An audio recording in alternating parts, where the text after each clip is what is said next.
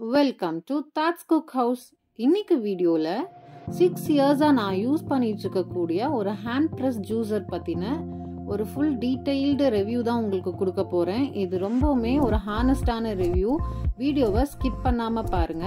இந்த ஃப்ரூட்ஸ் எல்லாமே நான் இந்த ஜூஸர் மெஷின் யூஸ் பண்ணி எப்படி ஜூஸ் எடுக்கலாம் அப்படிங்கறத காமிக்க போறேன். நான் சொன்ன இந்த ஹேண்ட் பிரஸ் ஜூஸர் இதுதாங்க. இது ஃபுல் அண்ட் ஃபுல் பாத்தீங்கன்னா ஸ்டீல், அப்புறம் ஒரு சில இடங்கள்ல அயர்ன், அலுமினியம் இந்த மாதிரி மெட்டீரியல்ஸ் யூஸ் பண்ணி தான் செய்யறாங்க. ரொம்பவுமே ஹைஜீனிக்கானது. பிளாஸ்டிக் மோஸ்ட்லி இதுல இருக்காது. இதுல இருக்கக்கூடிய பார்ட்ஸ் பாத்தீங்கன்னா இது ஒன்று கொஞ்சம் ஃபில்டர் மாதிரி, இன்னொன்று இந்த மாதிரி ஒரு ஃபனல். இது மூலியமா தான் ஜூஸ் கலெக்ட் ஆகும். இதை இந்த ஃபனலை ஃபர்ஸ்ட் ஃபிக்ஸ் பண்ணிடணும். அதோட லாக் இருக்கும். அதுக்கு மேல ஃபில்டர்லயும் இந்த மாதிரியான ஒரு லாக் இருக்கு பாருங்க. இதை போய் ஃபனல்ல ஃபிட் ஆகுற மாதிரி நம்ம ஃபிக்ஸ் பண்ணிட்டோம்னா இது மூவ் ஆகாம இருக்கும். நம்மளுக்கு ஈஸியா இருக்கும் ஜூஸ் பிழியும் போது. கீழே இருக்கிற இந்த ஃபனல் ஹோல் மூலியமா இங்க ஒரு கலெக்டர் வச்சு நம்ம ஜூஸ் கலெக்ட் பண்ணிக்கலாம். இந்த டம்ளர் இந்த மெஷின் கூடவே கொடுத்தாங்க. இது பிளாஸ்டிக்ல இருக்கு. நாம ஸ்டீல் டம்ளர், கண்ணாடி டம்ளர் கூட நம்ம இந்த இடத்துல வச்சுக்கலாம். இல்ல கீழே ஒரு பெரிய பவுல் கூட வச்சுக்கலாம். இது எப்படி ஒர்க் பண்ணுதுன்னு காமிக்கணும் பாருங்க. இந்த சைட்ல இந்த மாதிரியான ஒரு ஹேண்டில் இருக்கு பாத்தீங்களா? இதை நம்ம அப்படியே ரொட்டேட் பண்ணணும்.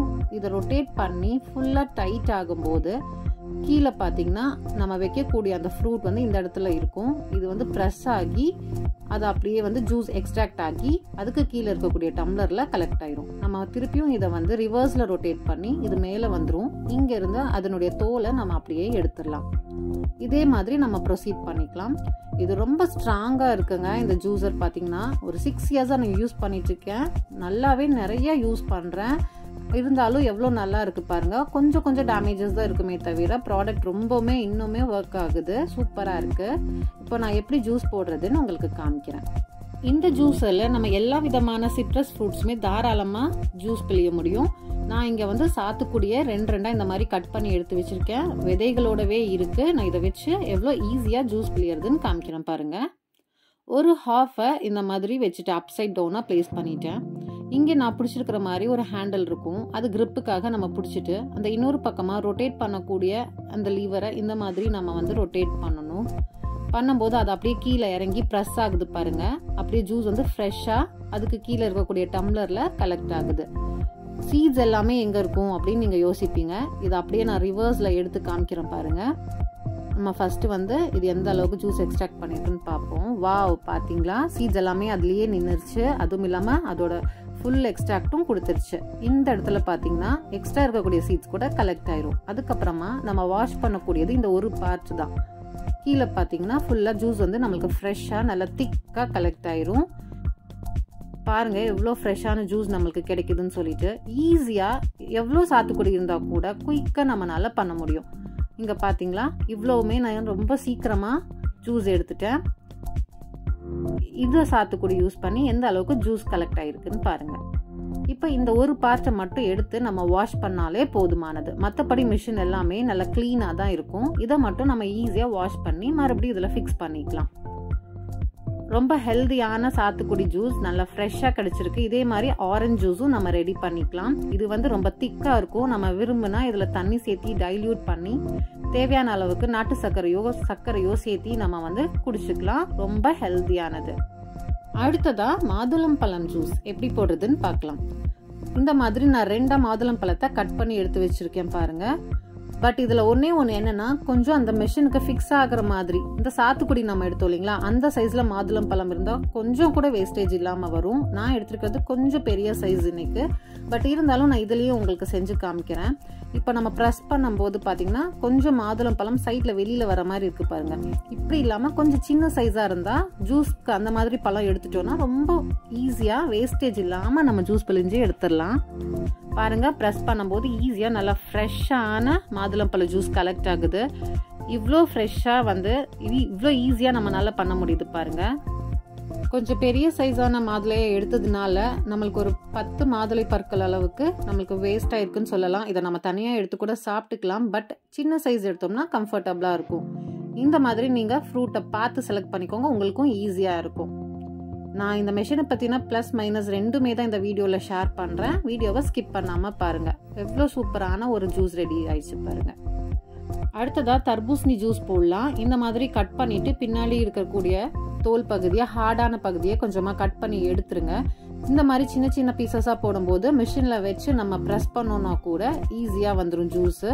இதோட விதைகளோடவே தான் நான் உங்களுக்கு ஜூஸ் போட்டு காமிக்கிறேன். இந்த மாதிரி நம்ம வச்சிடலாம் அந்த ஃபில்டர் மேலே. ஈஸியாக நம்ம போட்டலாம். ஒரு நிமிஷத்தில் அதில் இருக்கக்கூடிய நீர், அதாவது அந்த ஜூஸ் எல்லாமே வந்து அந்த டம்ளரில் கலெக்ட் ஆயிரும். நம்மளுக்கு மிச்சமாகிறது பார்த்தீங்கன்னா அதனுடைய சக்கை மட்டும்தான். சீட்ஸ் பாருங்கள், உடையவே இல்லை. எவ்வளோ சூப்பராக அப்படியே நின்றுச்சுன்னு பாருங்கள். நான் இப்போ உங்களுக்கு கையில் காமிக்கிறேன். பார்க்குறது வந்து வெறும் சக்கை தான். இதில் இருக்கக்கூடிய அந்த தண்ணீர், அந்த ஜூஸ், இது எல்லாமே இதில் கலெக்ட் ஆயிடுச்சு. நீர் சத்து ஃபுல்லாகவே கலெக்ட் ஆயிடுச்சு. இவ்வளோ ஃப்ரெஷ்ஷான ஜூஸ் இவ்வளோ சிம்பிளாக நம்மளால் போட முடியும்னு நினைக்கிறீங்களா? மிக்சியில் அரைச்சா கூட விதைகள் எல்லாமே அரைப்பட்டுரும். அப்புறம் ஃபில்ட்ரு பண்ணணும், நிறைய வேலை, வாஷ் பண்ணுறதுக்கு நிறைய பொருட்கள் ஆயிரும். எவ்வளோ சிம்பிளாக வேலை முடிஞ்சிருச்சுன்னு பாருங்கள். அடுத்ததாக பார்த்தீங்கன்னா அன்னாசி பழ ஜூஸ். ஈஸியாக தோலே நம்ம வந்து எடுக்காமல் ரொம்ப ஈஸியாக போட போகிறோம். மெயினாக இதோட தோல் எடுக்கிறதுக்காகவே இதை வாங்குறதுக்கு நிறையா பேர் யோசிப்போம். அதுக்கப்புறமா அது கட் பண்ணுறது அதை விட பெரிய வேலையாக இருக்கும். நான் காமிக்கிற மாதிரியே கொஞ்சம் மீடியம் திக்கான ஸ்லைசஸாக இந்த மாதிரி ரவுண்டாக கட் பண்ணிக்கோங்க. நீங்கள் தோல் எடுக்கவே வேண்டாம்.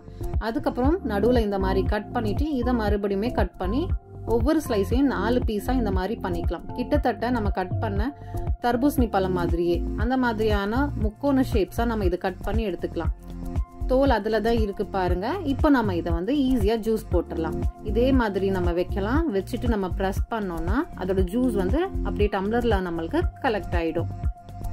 நம்ம ஒரு சில டைம் நம்மளுக்கு யாராவது வீட்டில் கெஸ்ட்டு வரவங்க கூட அன்னாசி பழம் கொண்டு வந்து கொடுப்பாங்க. நம்ம கட் பண்ண முடியாது, ஸோ சாப்பிடவும் முடியாது அப்படிங்கிற சுச்சுவேஷன்ஸ் இருக்கிறப்போ ஈஸியாக இந்த மாதிரி ஜூஸ் போட்டு கூட நம்ம யூஸ் பண்ணிக்கலாம்.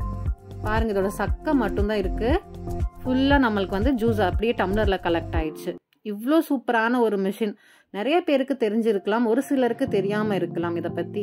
ஸோ இதை பற்றி உங்கள் கூட ஷேர் பண்ணணும் அப்படிங்கிறதுக்காக தான் இந்த வீடியோ. மெயினாக இந்த ஜூஸர் மெஷின், இந்த மெக்கானிசமை கண்டுபிடிச்சவர் ஜிடி நாயுடு அவர் தான். இவருடைய இந்த இன்வென்ஷன் தான் பல பேர் வந்து அதை கொஞ்சம் கொஞ்சமாக டெவலப் பண்ணி இந்த மாதிரி டிஃப்ரெண்ட் ஒரு ஜூஸர் மெஷின்ஸாக கொண்டு வந்திருக்காங்க.